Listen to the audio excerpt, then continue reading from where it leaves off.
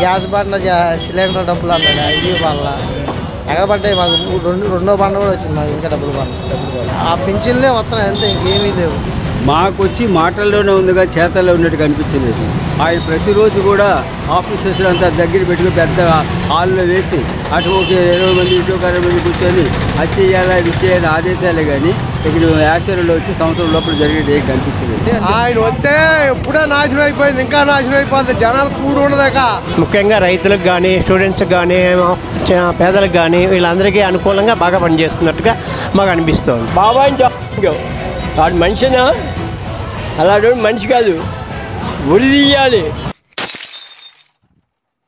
మాకు వచ్చి మాటల్లోనే ఉందిగా చేతల్లో ఉన్నట్టు కనిపించలేదు ఆయన ప్రతిరోజు కూడా ఆఫీసర్స్ అంతా దగ్గర పెట్టుకుని పెద్ద హాల్లో వేసి అటు ఒక 20 మంది ఇటు ఒక 60 మంది కూర్చొని అది చేయాలా ఇది చేయాలి ఆదేశాలే కానీ ఇక్కడ యాక్సిడెంట్లో వచ్చి సంవత్సరం లోపల జరిగేది ఏం కనిపించలేదు కాబట్టి పరిపాలన చూస్తే మేలోటం బాగానే ఉంది కానీ లోపల మాత్రం పొట్ట విప్పు చూడట్టినట్టుగానే ఉంది. ఈ నెల 27 నుంచి కడపలో మహానాడు సభలో నిర్వహించబోతున్నారు. దీనికి సంబంధించి కూడా భారీ ఏర్పాట్లు నిర్వహిస్తున్నారు. ఏం చెప్తారు?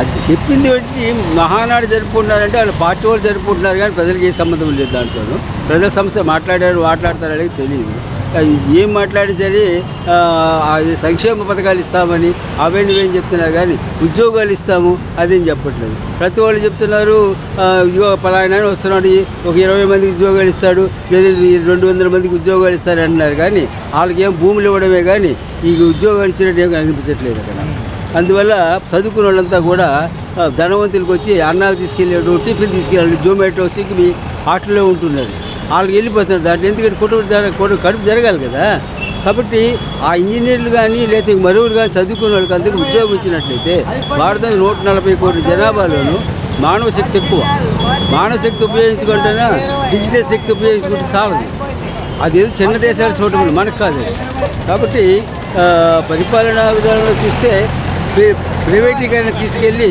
కొద్దిమందికి ధనవంతులు చేయడానికి చేస్తుంది కానీ సామాన్యుడికి లేదు సామాన్యుడికి ఉన్నట్లయితే ఉద్యోగాలు ఉన్నట్లయితే మనీ రొటేషన్ మార్కెట్ ఉండేది అందుకని వ్యాపారాలు బాగుండేది ఎవరిని అడిగినా సరే ఈవెన్ మంగళ షాప్ అడిగినా పనులు తక్కువ ఉన్నాయి సార్ అది కటింగ్ చేసుకోవడం మానేశారా వేసుకుంటున్నారు 3 నెలలు చేసి 4 నెలలు చేసుకుంటారు జూన్ 4న 4 పథకాలు ఇస్తామని చెప్తున్నమాట ఒకేసారి 4 పథకాలు ఇస్తామని చెప్తున్నారు పిల్లలకు తల్లి కొత్త పింఛన్లు 15 మహిళలకు ఉచిత బస్సు ప్రయాణం ఏమనుకుంటున్నారు ఈ పథకాలు ఇవ్వడం అన్నది ఏ తల్లి అడగలేదు ఎవరే అడగలేదు అడుగుతున్నటువంటి స్త్రీలు అడుగుతున్నారు ప్రైవేటీకరణ చేయొద్దని వాళ్ళ సంగతి ఏం తెలియదు ఇక్కడ ఈరోజు మున్సిపాలిటీ వాళ్ళు వచ్చి ధర్నా చేస్తున్నారు వాళ్ళకి జీతాలు పెంచరు ఈ పథకాలకి ఇస్తారని ఏం ప్రయోజనం అది అడిగిన వాళ్ళకి ఇవ్వండి పనిచేసిన వాళ్ళకి ఇవ్వండి అంతేగాని అడిగినటువంటి వాళ్ళు అమ్మక తర్వాత పిల్లలకి అది పద్ధతే మంచిది కాదు దాదాపుగా అది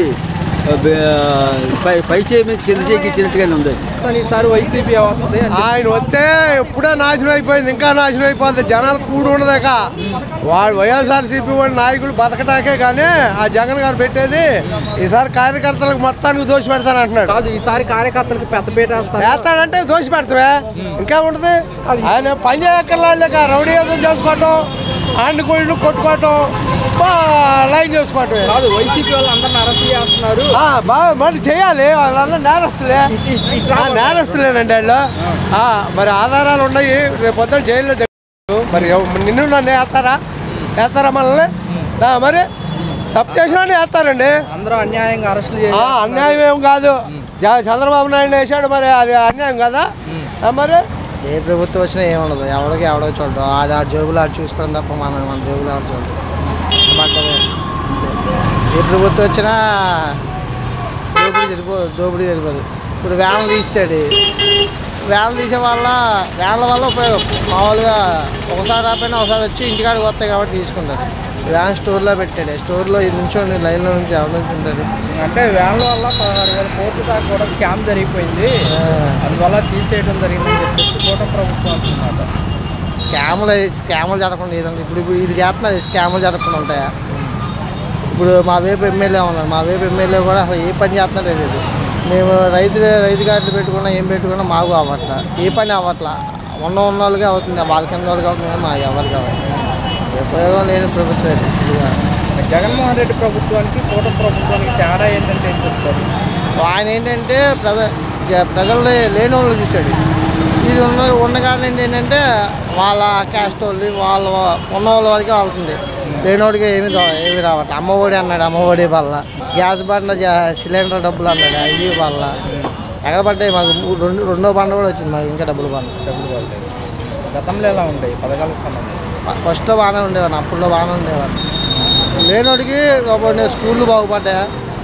అది ఉన్న ఫస్ట్ ఆయన చేసాడు ప్రభుత్వంలో, అప్పుడు స్కూల్ దానికి డబ్బులు వేస్తే మరి ఇంత డబ్బు పెడుతున్నారు.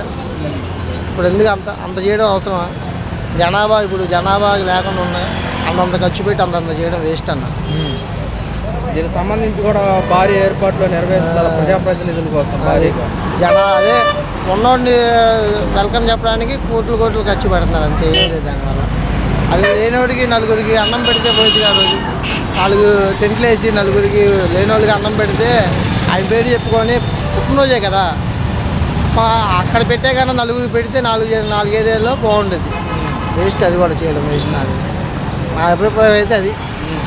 దీనికి సంబంధించి కూడా ఆ రోజు కూడా అభివృద్ధి కార్యక్రమాలకు సంబంధించి ఎన్నో అంశాల గురించి చర్చించే అవకాశం ఉందని కూడా 9 పథకాలు అన్నాడు, ఒక పథకం కూడా రాలేదు. ఏ పథకాలు అన్నాయి? ఆ పింఛన్లే వస్తున్నాయి అంతే, ఇంకేమీ లేవు. ఇదివరకు వాలంటీర్లు ఉండేవాళ్ళు, వాలంటీర్లు తీసాడు. ఇప్పుడు వాళ్ళు ఉంచితే పోయేదిగా, వాళ్ళని కూడా తీసేసాడు. అంటే గత ప్రభుత్వం వాళ్ళని రెన్యువల్ చేయలేదు, అందుకోసం వాళ్ళని కొనసాగించాలన్నా రద్దు చేయాలన్నా కానీ లేదు కదా, అందుకోసం అని చెప్పేసి కూడా అది రెన్యువల్ చేయలేదంటే నెక్స్ట్ వస్తే పర్మనెంట్ చేద్దాం అనుకున్నాడు. మరి ఓడిపోయాడు కదా, అందుకే ఇంకా అది చేయలేదు. ఇప్పుడు వాళ్ళు చేయలేదు, వీళ్ళు చేయొచ్చు కదా. ఇప్పుడు బాగానే ఉంది కదా. ఇప్పుడు ఇంటింటికి వాళ్ళు ఉన్న వారికి ఇప్పుడు ఏదైనా సచివాలయంకి వెళ్ళాల్సి వస్తుంది. రేషన్ కార్డులకైనా ఇట్లకైనా సచివాలయం కదా, అదే వాళ్ళు వచ్చి రాసుకునేవాళ్ళు కాదు. ఇప్పుడు మరి చూసుకుంటే కనుక మరి కొడాల నాని కూడా రిపోర్ట్ నోటీసులు జారీ చేయడం జరిగింది. దానికి సంబంధించి ఏం చెప్తారు? ఆయన కూడా అరెస్ట్ నోటీసులు జారీ చేయడం జరిగింది. తప్పు ఉంటే అరెస్ట్ అవుతాడు, ఆయన మీద తప్పు లేకపోతే బాగుంటాడు. అంటే అమెరికాకు వీటికి వెళ్ళకుండా వెళ్ళే అవకాశం. అదే పాస్పోర్ట్ అవి రద్దు చేయడం చేస్తారు. అవునా, వాళ్ళు తప్పు. ఎవరైనా ప్రభుత్వంలో, ఏ ప్రభుత్వంలో ఉన్నా అవినీతి చేయకుండా ఎవరు ఉంటారన్న. ఇప్పుడు అంత కష్టపడి అంత చేసి అంత డబ్బు ఖర్చు పెట్టి చేసినోడు రూపాయి తినకుండా ఎవరు ఉండరుగా, రూపాయి తినే చేస్తారు. దీనికి సంబంధించి వరుసగా వైసీపీ నాయకులు అందరూ అరెస్టులు అయిపోతున్నారు, అక్రమ కేసులు పెడుతున్నారనేమో వైసీపీ అంటున్నమాట. అందరిని జైల్లో వేస్తున్నారు. మరి టీడీపీ ప్రభుత్వం ఉన్నప్పుడు కూడా టీడీపీ వాళ్ళు చంద్రబాబునే వేశారు, కానీ సీఎంనే వేశారు పై లోపలికి. ఏంటంటే వాళ్ళు ఉన్నప్పుడు వీళ్ళు గుట్లు, వీళ్ళు ఉన్నప్పుడు వాళ్ళ గుట్లు చేయడం తప్ప ఏం లేదు దాంట్లో. మరి జగన్మోహన్ రెడ్డి ఏమో మా వాళ్ళని అందరినీ అరెస్ట్ చేస్తున్నారు, ఈసారి వదిలిపెట్టను, ఎవరిని మీరు కూడా పేర్లు రాసేస్తుందని చెప్పేసి అంటున్నారు. నెక్స్ట్ ప్రభుత్వం వస్తే, ఏ ప్రభుత్వం వస్తే అప్పుడు వాళ్ళు వస్తే ఇప్పుడు వీళ్ళు లాగుతారు, అంతే. దాంట్లో ఏం లేదు. Okay, thank you.